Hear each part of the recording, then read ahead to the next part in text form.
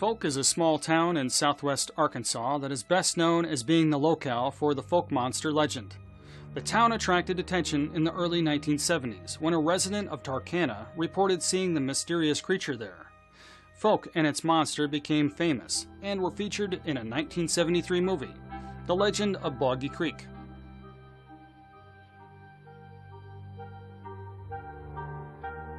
The film assured a place in folklore history for the Bigfoot lookalike, which has allegedly been seen in and around the Fouke area. Since the 1800s, the low-budget, campy movie earned cult status, and the familiarity of this tale, and the regular resurgence in the media of Yeti Bigfoot and caveman-like creatures kept the legend alive. Prior to the 20th century reports, several sightings in the general area have been tied to the Fouke monster. My name is Ivan Marks. The film you're about to see is authentic. It records the last 10 years, which has changed my life.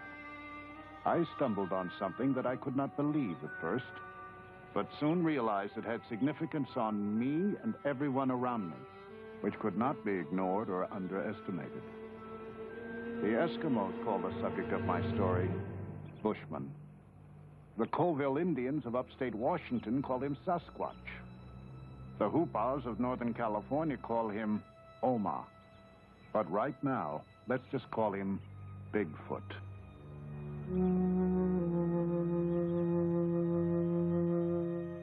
Chicano pithiness has popped up a lot in cryptozoology circles as the identity of the Yeti or Bigfoot, human-like monsters that are bound in local folklore, which started in 1960.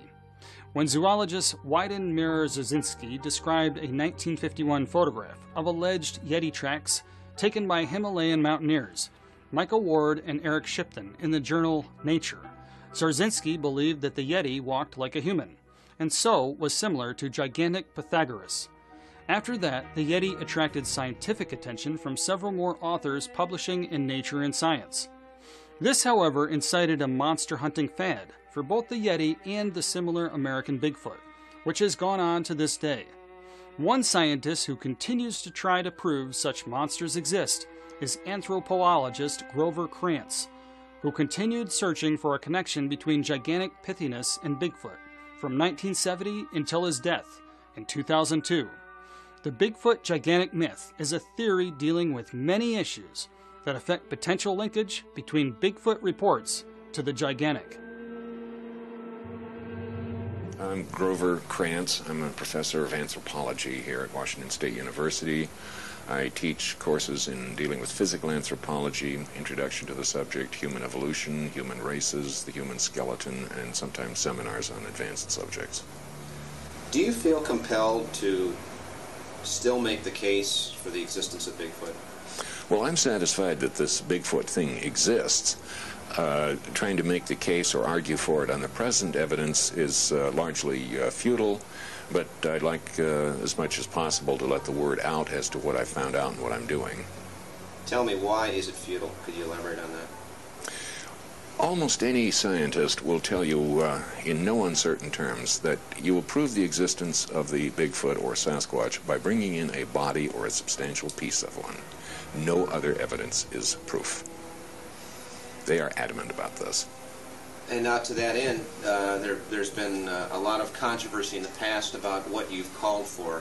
At one time you were said to, we've talked about this before, you were going to get in an ultralight helicopter and go around and search for one throughout the woods for a dead body. We talked about that, for a body. Mm-hmm. To that end, finding a body, what's been your position about this research? Well, my preference certainly would be to find a body of a natural death or one that was already dead for other reasons. But the chance of achieving that is so near zero as to be almost silly to pursue it. Nevertheless, I have tried as much as possible. My attempt to build and fly an ultralight helicopter and use an infrared imager to locate a decaying body so far has failed. The imager works, but I haven't been able to get the helicopter off the ground. I'm going to make one last attempt later this summer and see what happens. You're going to try to get it up in the helicopter? I'm going to try to.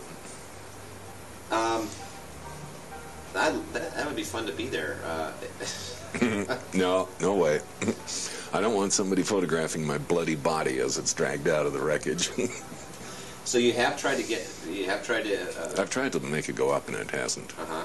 The engines will not go around fast enough, and I finally figured out what the problem was. But then for a couple of years, or 3 years now, I haven't had a chance to correct the situation. Mm-hmm. What is your new book about? Tell us about this. Well, I've just finished writing a book. I've titled it Big Footprints, which explains all of the scientific evidence that relates to the Sasquatch. That is, all of the evidence that can be handled in a scientific manner. Now, this is not a listing or description of all the reports of people who have encountered it. This has been well done by John Green and other people in previous publications. But I'm analyzing the footprints, the Patterson film, and other bits of evidence. And I'm also trying to, in this book, explain to my scientific colleagues why I take this so seriously. Most of them have no idea of the quantity or quality of information on this. Why do you take this so seriously? Can you boil it down for our purposes? Well, one good reason to take it seriously is the footprints that are available.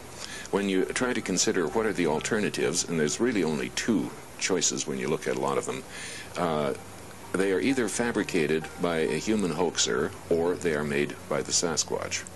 And when you consider the possibilities and the difficulties and the requirements for a hoaxer to do not some, but all of them, you find you run into an absolutely impossible situation. So the way I like to put it is the Sasquatch is ridiculous. The alternative of a hoaxer is impossible. Therefore, the ridiculous must be true. Bigfoot is, fill in the blank. Bigfoot is a large, massive, hairy, bipedal, higher primate. You could describe it as a gigantic man covered with hair and being rather stupid, or an oversized, upright, walking gorilla. And we're talking body sizes of 6.5 to 8 feet tall, body weights 500 to 800 pounds, covered with hair, incredibly strong, ape-like faces, arms a little bit longer than usual, no constriction at the neck. Well, you got a fair description. Why has this intrigued you? For how long have you believed that there's something out there? Well, I wouldn't say I believed there was something out there. Unless, well, the term belief usually means an opinion held because it makes you feel good. The first time I ever heard of these things, I think I was about 16 years old. Oh, I believed them instantly. But did I think they were real? No, no way. I was here at Washington State University for about 2 years before I finally got hold of some direct information, and that amounted to a pair of footprints. I saw some in the wild, and I got the casts and analyzed them, and the right and left foot were quite unlike each other. They weren't mirror images.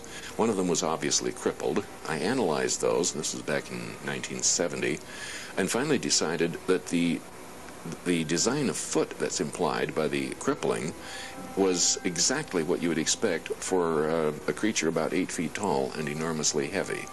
And I finally decided, if somebody faked that and put all these subtle hints of the anatomy design in that, he had to be a real genius, expert at anatomy, and very inventive and original thinking. He had to outclass me in those areas. And I don't think anybody outclasses me in those areas, at least not since Leonardo da Vinci. And so such a person, I'd say, is impossible. Therefore, the tracks were real.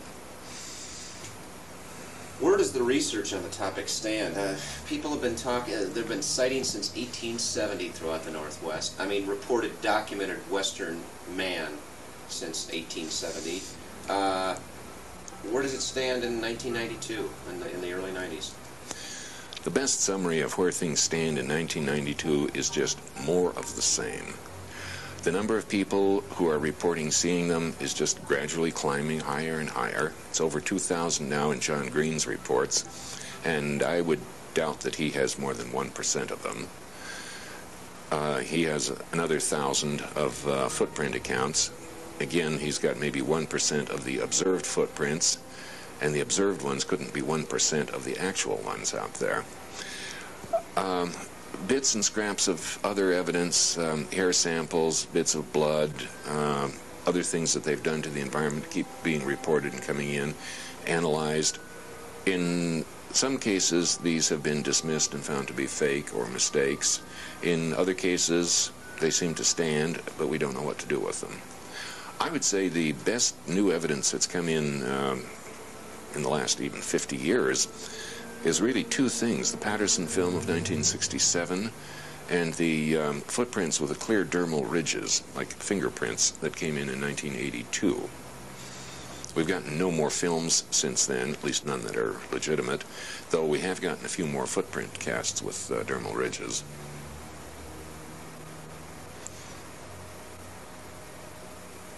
As far as I know, we are no closer to getting a body now than we were 50 or 100 years ago. What about your colleagues? Will they ever embrace the notion of Bigfoot as scientifically significant? And how do you feel, after answering that, how do you feel with the scorn and the ridicule and the constant belittlement that you've had to undergo by your colleagues? When will they ever embrace this notion, and how does it make you feel that they've resisted? They're not going to embrace the idea of the existence of the Sasquatch until the definitive evidence comes in.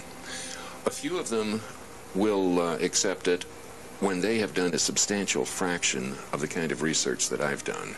When they've talked to enough people, they're going to be convinced that there is no other explanation.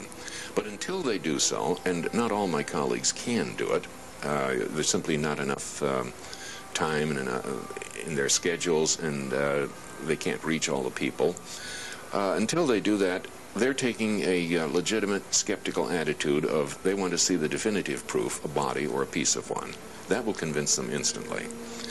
So I don't anticipate convincing anybody on the evidence that I've got.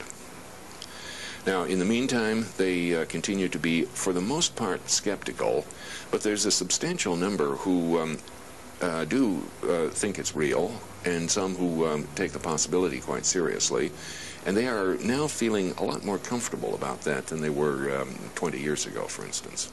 20 years ago, this was a taboo subject, and I almost got fired here for investigating it and talking openly about it. Now, if nothing else, I've got the president of the university supporting me. Now, that doesn't get me any money or any release time or any improvement in salary. I still have to do this entirely on my own, but I've got a good moral support now. The skeptics will always ask, man has been in the Northwest for almost 200 years, settling it for the last 100, in the forests, along the rivers, in the creeks. Every summer, you know, making more of a foray into the bush, as some people call it, and back into the wilds. Why haven't we found a body yet? Why haven't we found that piece of definitive evidence that will convince people? Well, with all of the human activity over the last 2 centuries in the Pacific Northwest, I might point out that nobody has yet come in with a body of a bear, unless it was killed by human action. The bodies of animals that die a natural death and have the ability to choose their place of dying are notoriously difficult to find. And there's at least 100 bears out there for every one Sasquatch. So the lack of a body discovered doesn't bother me at all. I would be most puzzled if one did come in. I'd want to know. I'd be very suspicious that I'd smell a rat if somebody said they found one. But according, we've talked about this before about Jacko, the 8-boy back in the 1920s. 1889. 1884. Okay. Tell me about that story again. Back in 1884, when the Canadians were just finishing or near finishing their transcontinental railroad, a creature was reported found by the railroad crew on the Pacific end, which is well into the Rockies. The creature supposedly stood 4 feet 7 inches tall, weighed 127 pounds, which is very heavy set for that height, covered with hair and obviously not human, but walked bipedally. This was a newspaper account, and there is practically no follow-up of it. My suspicion is that that creature was taken across, they couldn't take it across Canada at the time, but they could move it down into the United States across the Northern Pacific Railroad that was just completed in that time. And it reached the railroad end perhaps at Duluth, Minnesota, where Barnum's circus men located it. And it was incorporated into Barnum's circus as Jojo the Dog-Faced Boy. That's my best guess. I think it probably died that season. We have no idea what was done with it, and it was such a hit that they replaced it with the hairiest-faced man they could find the next season. But that's, as far as that story goes, that's kind of where it ended, right there. I'm afraid that's a dead end. Uh-huh. Yeah. There's one possible follow-up on that, and a friend of mine finally managed to do it. Barnum has a circus in Connecticut, one of the places where he headquartered. Has a circus cemetery in Connecticut, and a few individuals from the circus, like Tom Thumb, are buried there.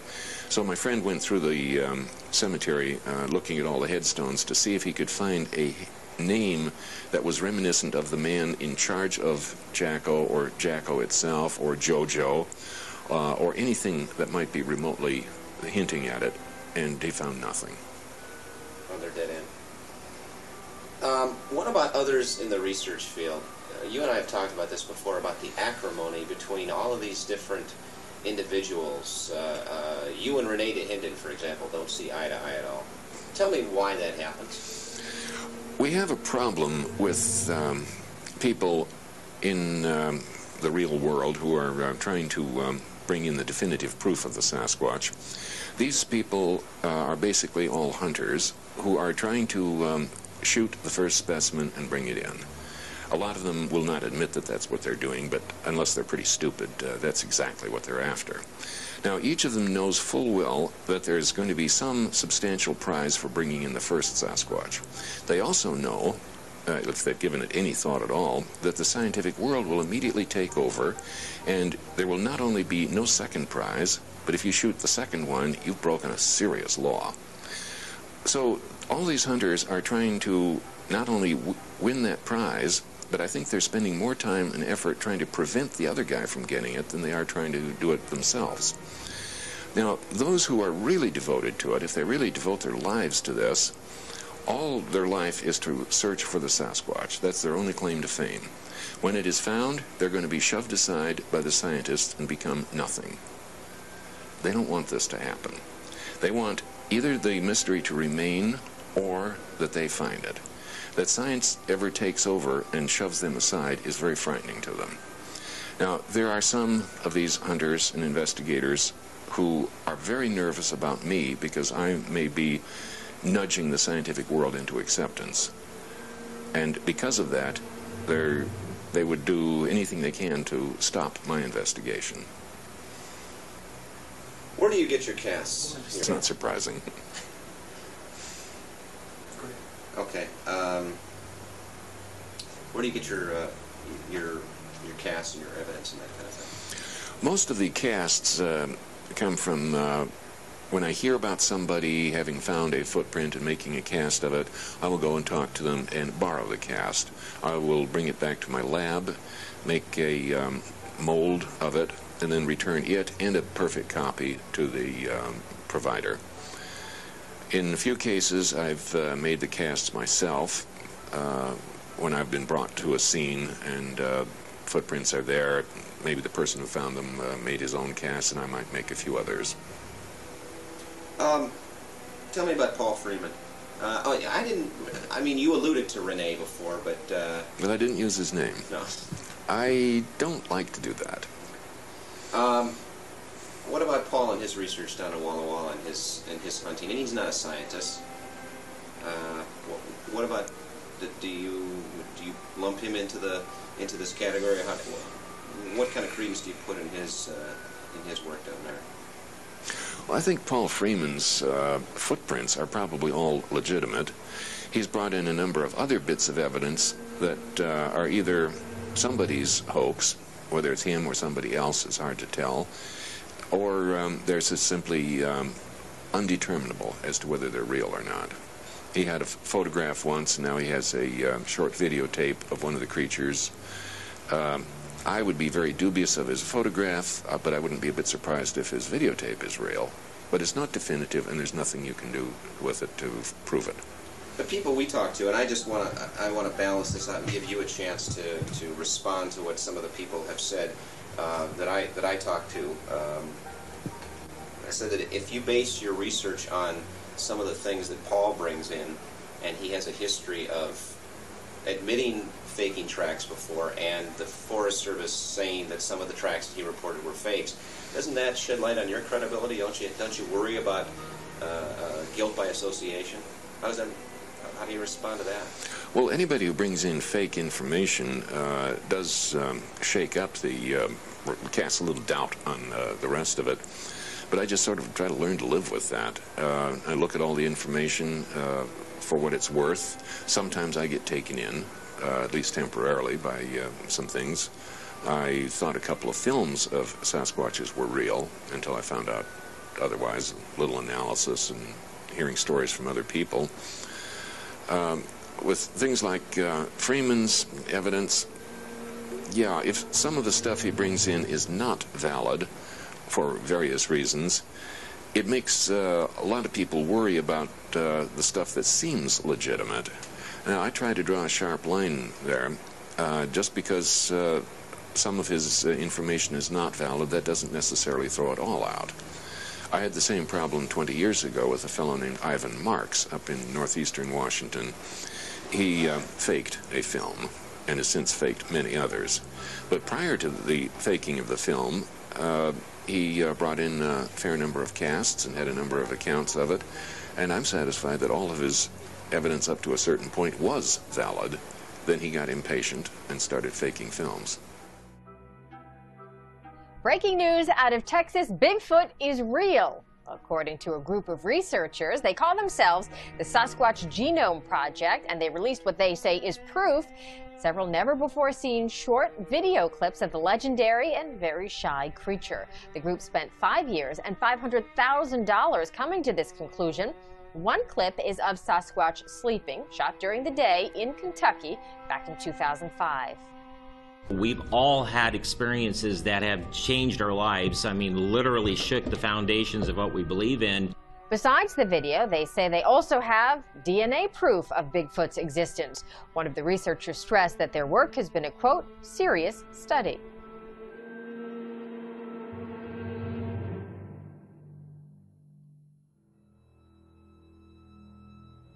From Canada, I saw my first Sasquatch at 8 years of age in 1960.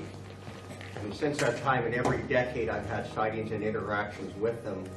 And it came to the point that by 2005, there was so much evidence with the, more people coming forward on the internet that I decided to embark on this, which became an unprecedented 5-year study of the Sasquatch, but I spent a lot of money on to try to prove once and for all the existence of the Sasquatch.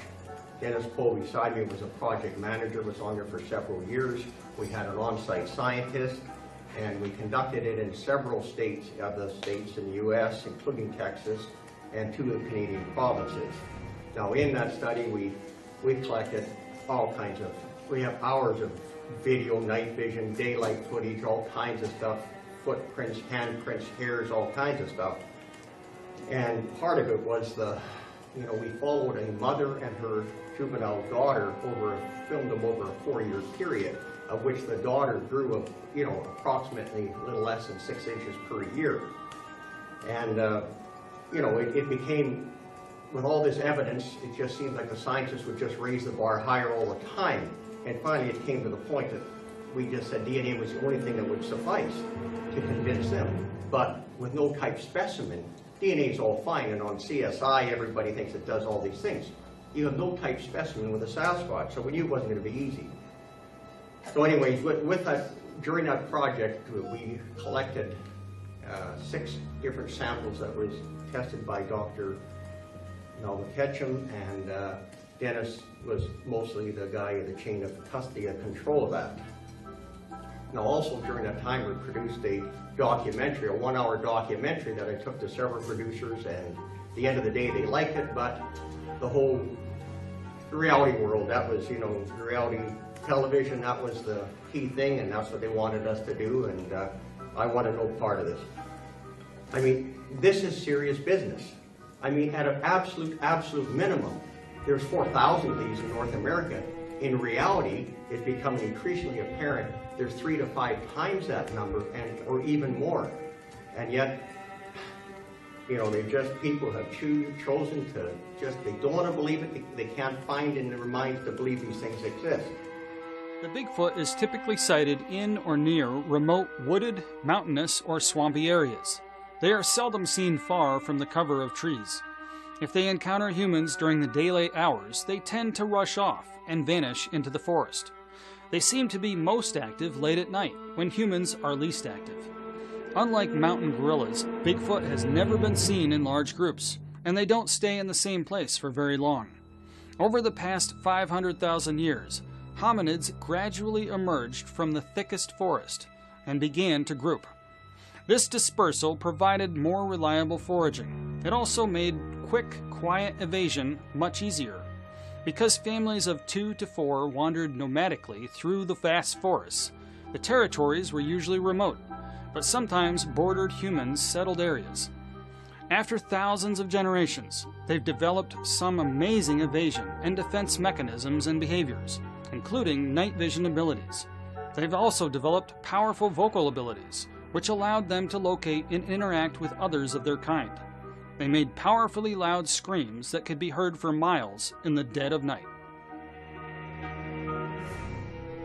As far as us as researchers, the way some of these samples were handled, the way they were, the chain of custody is very important with the samples, because we've had so many detractors talk about cross-contamination, human contamination, contamination from contributors. We've got a short video. 2 of the videos, you actually see us gathering the samples. We've got the video of it. We're wearing gloves. You know, we're being very careful about the way we're handling these DNA samples. They go into baggies and so forth. We've got enough experience that we know how not to cross-contaminate something when we find it, when we're going to have it examined or sent in for DNA analysis. On a personal level, over the years in my research, I've probably seen 8 different furry people that you could put them in a police lineup, and I could tell you where I saw them, what they were doing, what I was doing. So we've had a lot of on-site experience. We go from a lot of situations. I didn't set out to search for these creatures or anything else unusual. It's something that happened to me. There's a catalytic event for a lot of people that makes them go out and actually try to find the truth. You know, what did I see? Oh my goodness, you know, we're not wired for a lot of these strange things. So we go out in search of them. And a lot of us stay out there in search of for a long time, and we still are. We're still looking for more answers. We're still looking for, on our part, better video. We're still looking on our part for better photos, better game cam photos, whatever we can do. It adds to the ever-mounting mountain of evidence that these furry people do exist. And they live, some cases, right alongside of us. Some cases right outside of semi-urban areas, residential neighborhoods. Some of them take up occupations in old abandoned buildings. You'd be surprised how very human they are in a lot of the different ways they conduct themselves alongside of us, mankind.